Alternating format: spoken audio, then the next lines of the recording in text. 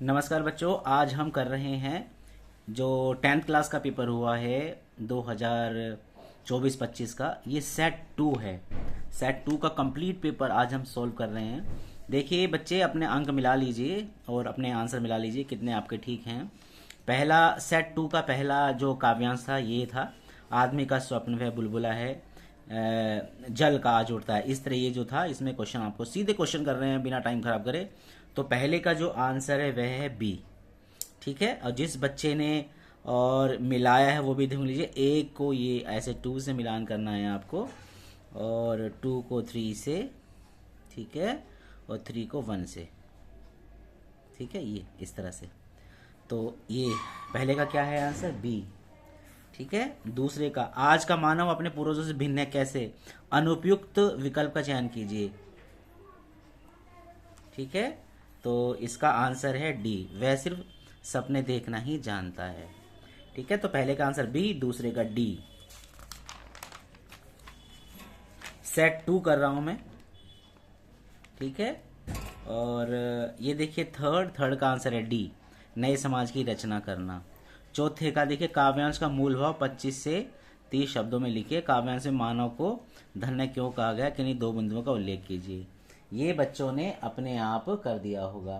तो इसके अंदर जो पहला है, चौथे, ये जो है इसके अंदर आपको 2 पॉइंट भी आपने लिख दिए तो आपको अंक जरूर मिलेंगे। मानव के जैसे दृढ़ निश्चय, विचार, है ना, और साहस का उल्लेख आप इस पद के आधार पर कर सकते हैं पहले पॉइंट में। और एक पॉइंट आप और लिख सकते हैं, है ना, जैसे इस काव्यांश को पढ़ के आपको लगा होगा पीछे वाले को, कि जो कल्पना को अपने वास्तविक जीवन में यानी यथार्थ जीवन में बदलने की कोशिश। ऐसे 2 पॉइंट लिखेंगे तो ये जो है इसका आंसर आपको मिलेगा। 2 अंक मिलेंगे, 2 अंक का है ये सब 3 क्वेश्चन 1-1 अंक है। ये 2 अंक का है, ये भी 2 अंक का है। काव्यांश में मानव को धन्य क्यों कहा गया है। ठीक है, तो इसमें भी आपको जो है लिख सकते हैं, सपनों को हकीकत में बदलने की कोशिश करता है, साहस है उसके अंदर, है ना, और बार बार सपने टूट जाएंगे तो उनको फिर भी वह जो है करने की कोशिश करेगा। उनको जो है अपने दृढ़ जो निश्चय ध्येय है उसको नहीं छोड़ता। इस तरह से अब अगर आप लिखा होगा आपने तो इसमें भी 2 अंक आपको मिलेंगे। इस तरह से दूसरा प्रश्न है, और दूसरे प्रश्न में देखिए, निम्नलिखित गद्यांश को ध्यानपूर्वक पढ़कर उस पर आधारित दिए गए प्रश्नों के उत्तर लिखिए। तो ये आप देखिए गद्यांश था, इसमें लोक साहित्य का सृजक लोक ही है, ऐसे करके ये पूरा बड़ा था। तो इसका जो पहला आंसर है, ठीक है, पहले का आंसर है बी, इसके आधार पर समय बदलाव होते रहते हैं। ठीक है, दूसरे का पहला क्या है, बी, इसके आधार पर समाज में बदलाव होते रहते हैं। क्लियर है, ठीक है। और दूसरे का आंसर है सी। ठीक है, लोक साहित्य का सृजन समाज के एक विशेष वर्ग द्वारा होता है, दूसरे का सी। और तीसरे का आंसर है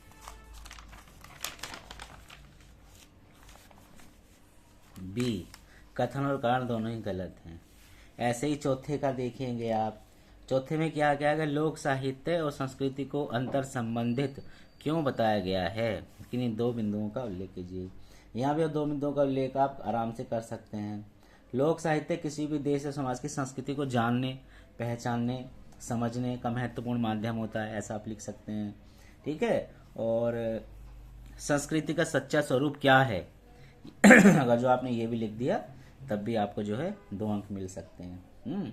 और समाज में जो घटित होता है उसके बारे में आप बता सकते हैं इससे। ठीक है, समाज की मतलब जो घटित हो रहा है उसकी जो जो कथाएं हैं उसका वर्णन आप कर सकते हैं। जो भी समाज में घटित जो है जो भी घटना है उसका आप यहाँ उल्लेख कर सकते हैं। ठीक है, लोक साहित्य और संस्कृति के संबंध को बताते हुए, तो यहाँ भी आपको अंक मिलेंगे। क्लियर। तो 5वां ऐसे ही है, लोक साहित्य सृजक अन्य साहित्यिक सर्जकों से भिन्न है कैसे।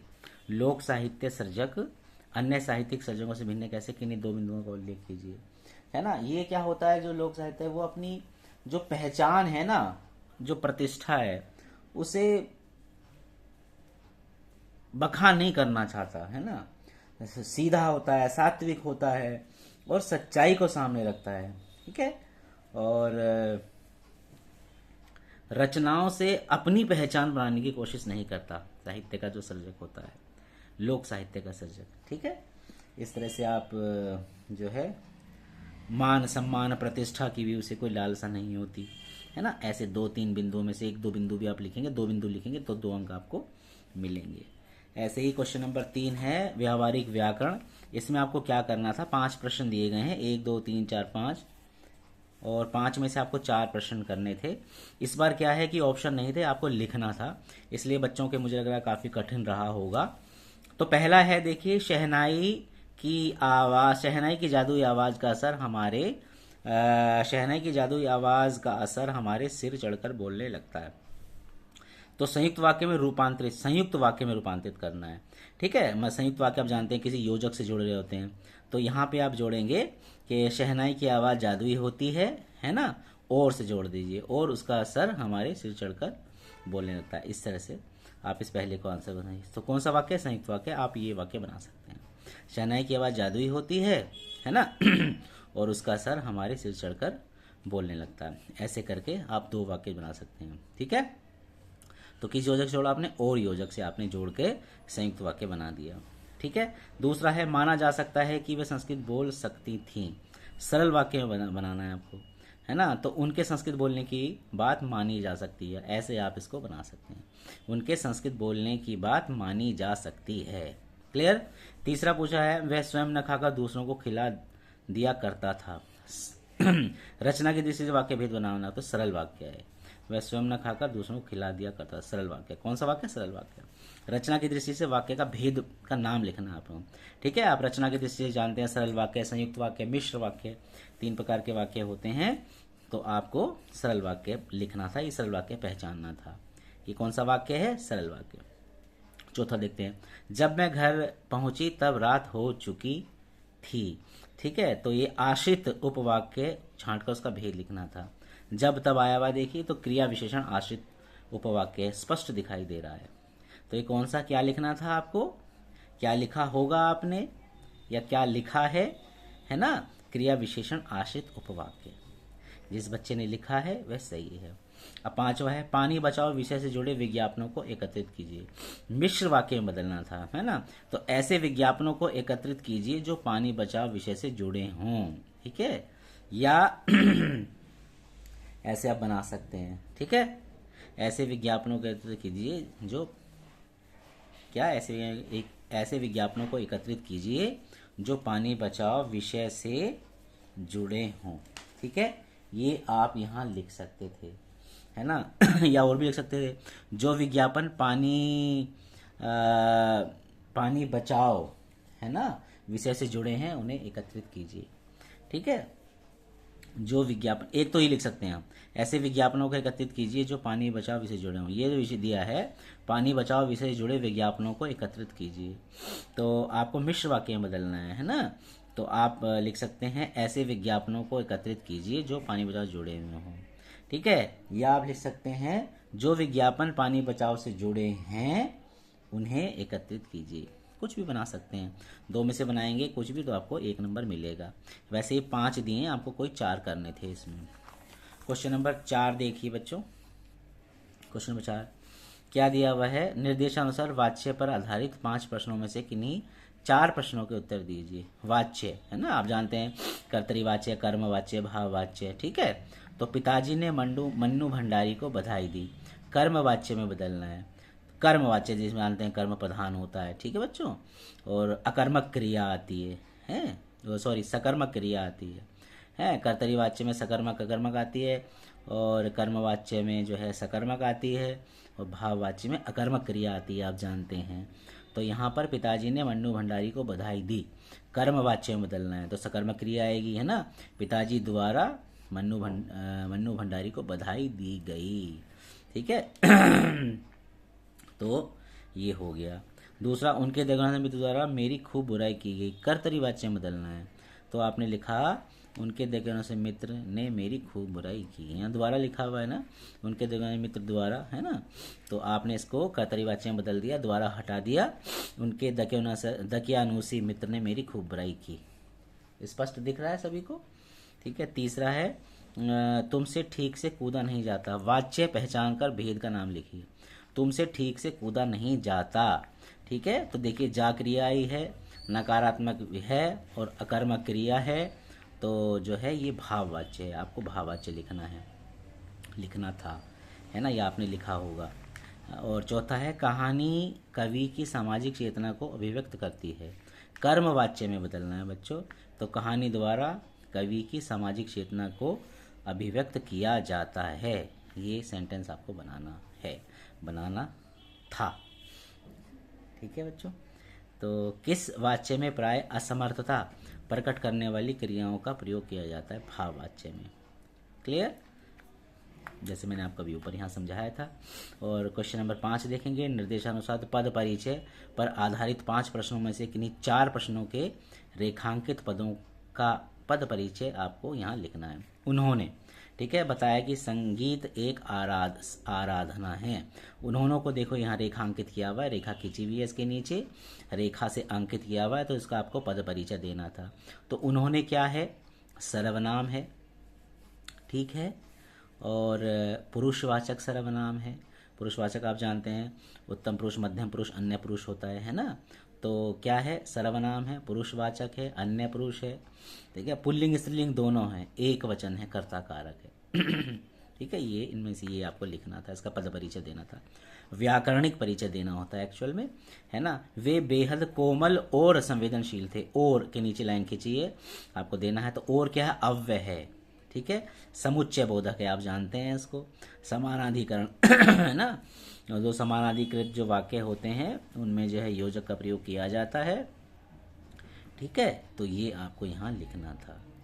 इसके बाद नेताजी का चश्मा, ये देखिए इसके नीचे लेखा की खींची हुई है, रेखांकित है, इसका पद परिचय आपको देना था। नामक कहानी स्वयं प्रकाश जी ने लिखी है। तो नेताजी का चश्मा ये क्या है? संज्ञा है और व्यक्तिवाचक है, पुल्लिंग है, एक वचन है, सिंपल है। इनमें से लिखा होगा तो आपको नंबर मिले होंगे। राम वृक्ष बेनीपुरी की भाषा सहज, प्रवाहमयी तथा प्रसंगों से भरी हुई है। तो ये सहज का आपको देना था, विशेषण है देखिए, और विशेषण भी गुणवाचक है ना, गुणवाचक विशेषण है ना, गुणवाचक, परिमाणवाचक, संख्यावाचक, सार्वनामिक विशेषण जो होते हैं, तो ये गुणवाचक विशेषण है ना, स्त्रीलिंग एक वचन है, ठीक है। और इस तरह से आपने इसका परिचय दिया होगा। आगे देखते हैं, पान वाले ने पीछे की तरफ मुड़कर मुंह का पान नीचे थूका, है ना, पीछे की तरफ। तो क्या है? ये भी अव्यय है, क्रिया विशेषण है, ठीक है, और क्या है? स्थानवाचक है, ठीक है स्थानवाचक, और मुड़कर क्रिया की यहाँ पे विशेषता। तो इसका आपको ऐसे परिचय देना था, ठीक है ना। आप जानते हैं कालवाचक है ना, स्थानवाचक है ना, रीतिवाचक, ऐसे करके परिमाणवाचक, इसके जो भेद होते हैं, तो ऐसे ही आपको इसमें परिचय देना था। आगे देखिए, निर्देशानुसार अलंकार पर आधारित 5 प्रश्नों में से किन्हीं 4 के उत्तर देने। अलंकार बताना है। उस काल मारे क्रोध के तन कांपने उन कान लगा, है ना। मानो, ये जो मानो शब्द आ रहा है देखिए, हवा के वेग से सोता हुआ सागर, उत्प्रेक्षा अलंकार है। इस मानो से पता चलता है ये कौन सा अलंकार है? उत्प्रेक्षा। तो आपको उत्प्रेक्षा लिखना था। दिख रहा है साफ बच्चों? धस गए धरा में सभय शाल, ये कौन सा अलंकार है? मानवीकरण है। गुरु चरण कमल बरी हारी रे, रूपक अलंकार है। मेरे मन की दुविधा टारी रे, है ना, यहाँ रूपक लिखना था आपको। उदाहरण है, अतिशोक्ति अलंकार को स्पष्ट कीजिए, ठीक है। आप लोग तो अतिशोक्ति अलंकार में हनुमान की पूंछ में लगन ना पाई आग, लंका सगरी जल गए गए निशाचर भागा, बच्चर बक्से इसको याद करते हैं, है ना। और राणा ने सोचा इस पार जब तक चेतक था उस पार, है ना। तो इस तरह के उदाहरण भी आप लिखेंगे तब अतिशोक्ति अलंकार होगा। सागर सा गंभीर हृदय हो, गिरी सा ऊंचा हो जिसका मन, उपमा अलंकार है। देखिए सा से सी स्पष्ट बता रहे हैं कि यहाँ उपमा अलंकार है, उपमा लिखना था आपको। अब ये पठित गद्यांश है, इस पर आधारित प्रश्नों के आपको उत्तर देने हैं। काशी संस्कृति की पाठशाला, ये वाला गद्यांश आया था बच्चों, तो इसका सीधे आंसर करते हैं। काशी में हनुमान की उपासना किस रूप में होती थी? कलाओं के स्वामी के रूप में, ये इसका आंसर है। गद्यांश के अंतिम वाक्य में काशी किस विशेषता का उल्लेख किया गया है? समन्वयता। ठीक है, तीसरे का आंसर इस गद्यांश का उद्देश्य है काशी की सांस्कृतिक परंपरा का परिचय देना। चौथा, काशी को संस्कृति की पाठशाला क्यों कहा गया है? यहाँ सर्वत्र भारतीय संस्कृति की छाप देखी जा सकती है। इसका आंसर है डी आंसर है। ठीक है, पांचवा देखिए, कथन और कारण को ध्यान से देखना है आपको कि निम्नलिखित कथन तथा कारण को ध्यानपूर्वक पढ़कर उपयुक्त विकल्प चुनकर लिखना है आपको। संगीत और संगीत प्रेम काशी की पहचान है। काशी को उसकी ऐसी पहचान देने में सिर्फ बिस्मिल्लाह खां का ही योगदान है। तो यहाँ पे कथन सही है, किंतु कारण कथन की सही व्याख्या नहीं है। ये कथन तो ठीक है, और जो इसकी कारण में जो व्याख्या दे रखी ये सही नहीं है, तो डी इसका आंसर है। ठीक है बच्चों, अब आठवां देखिए, ये पठित जो है काव्यांश है। लखन कहा हंसी हमरे जाना, सुनो देव सब धनु समाना, काछ तिलाब जून धनु तोरे, देखा राम नयन के भोरे। तो इसको जो है अब आपको आंसर देने हैं। परशुराम ने अपना परिचय क्या कहकर दिया? मैं अत्यंत उग्र स्वभाव का हूं, ये इसका आंसर है। दूसरा, पद्यांश में जड़ का अर्थ है मूर्ख। तीसरा, लक्ष्मण की वाणी कैसी थी? व्यंग्यपूर्ण और भय रहित। ठीक है, लक्ष्मण की वाणी कैसी थी? व्यंग्यपूर्ण और भय रहित। पद्यांश में बाल ब्रह्मचारी किसे कहा गया? परशुराम को, है ना। परशुराम ने कहा बाल ब्रह्मचारी अति को ही, एक लाइन आई है, बच्चों को याद होगा। यहाँ देखिए, निम्नलिखित कथन और कारण को ध्यानपूर्वक पढ़कर सही विकल्प चुनिए। कथन, लक्ष्मण का परशुराम के प्रति व्यवहार कोमलता से भरा और विनम्र था। ठीक है, और इसका कारण क्या गया? लक्ष्मण परशुराम के विचार, आचार और अभिव्यक्ति से अत्यंत प्रभावित थे। दोनों ही गलत हैं। लक्ष्मण का परशुराम के प्रति व्यवहार कोमलता से भरा था ही नहीं, व्यंग्यपूर्ण था, उसकी मजाक उड़ा रहे थे, है ना। तो कथन और कारण यहाँ दोनों ही ये गलत हैं। ठीक है, तो ऐसे ही 9वां प्रश्न देखेंगे बच्चों। निर्धारित कविताओं के आधार पर निम्नलिखित 4 प्रश्नों में से किन्हीं 3 प्रश्नों के आपको उत्तर देने। ये आपको आपने अपनी कविता, अपने जो है किताब के आधार पर, पाठ्य पुस्तक के आधार पर इनके आंसर आपको लिखने थे बच्चों। ठीक है, आपने लिख दिए होंगे। क्लियर है? और इसी तरह से इनके आंसर भी आपने लिखे होंगे पाठ के आधार पर। ठीक है, क्लियर होगी बच्चों? और इस 11वें प्रश्न में जो है पाठ्य पुस्तक के निर्धारित पाठों पर आधारित होंगे 3 प्रश्नों में से किन्हीं 2 प्रश्नों के उत्तर आपको देने हैं। ये भोलानाथ वाले अगर खेल लिखा है आपने, और आजकल के बच्चे कैसे खेल खेलते हैं, उस समय कैसे खेलते हैं, तो आपको 4 नंबर पूरे मिलेंगे। और ये मैं क्यों लिखता हूँ पाठ के आधार पर, आपने उत्तर दे दिया होगा। ठीक है।